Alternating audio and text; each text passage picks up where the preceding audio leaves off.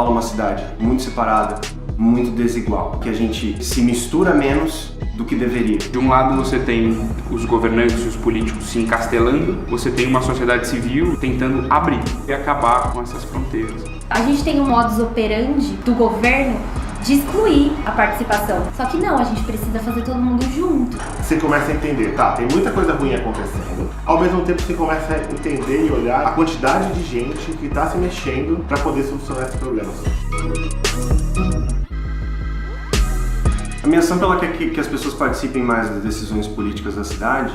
E a gente brinca que a sociedade faça isso antes que os políticos façam sozinhos. A gente não trabalha com uma causa específica. A gente atua em várias frentes, assim, que tem a ver com a cidade de São Paulo. Todo dia você acorda, pega os jornais, olha pra cidade. Como que tá a Cracolândia? Como que tá o lance das ruas abertas?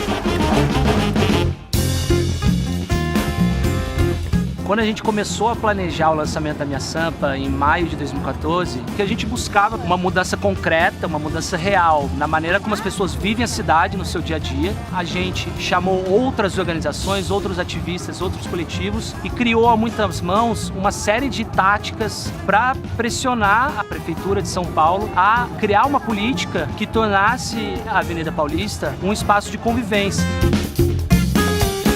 2 anos depois do início da mobilização, o prefeito Haddad publicou no Diário Oficial, oficializando a Paulista Aberta e o programa As Ruas Abertas. Eu acho que todo mundo deveria vir. Acho super bacana encontrar pessoas de várias classes sociais.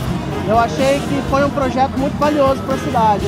Ver o tanto que movimenta, tantas pessoas que tem aqui se divertindo, fazendo negócio, movimentando a cidade.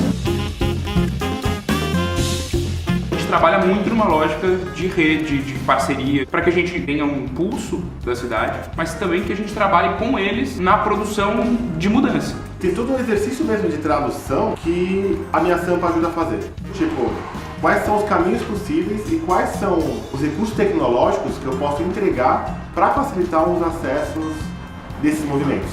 Normal vereadores virem até nós e falarem: eu estou recebendo e-mail de vocês, eu sei já que vocês estão querendo isso. Eles sentem a pressão na prática.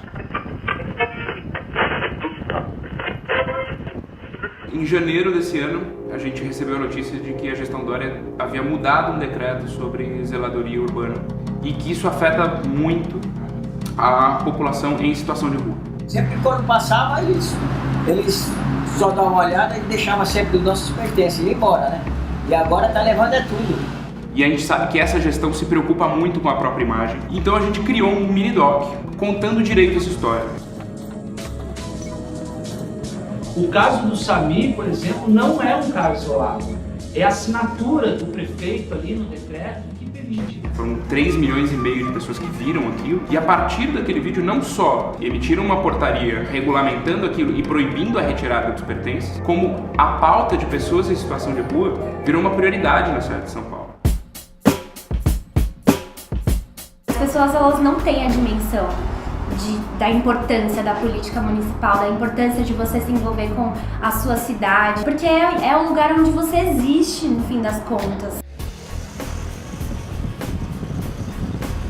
A Minha Sampa vai ser esse canal em que as pessoas possam exercitar essa democracia, esse espírito cívico, e que elas precisam elas mesmas decidir quais são as mudanças que elas querem ver. É um trabalho que a cidade precisa que alguém faça. Dá pra conversar, a gente quer conversar com todo mundo. A gente trabalha para melhorar o futuro da cidade de São Paulo, mas também tentando já fazer isso no presente. Você não pode falar de democracia, você não pode falar de cidadania plena se você não conseguir garantir que todo mundo esteja no mesmo patamar de direitos. O futuro, assim, é a cidade cada vez mais humana. É uma cidade que seja capaz de cada vez mais absorver e reconhecer a diversidade que existe nela.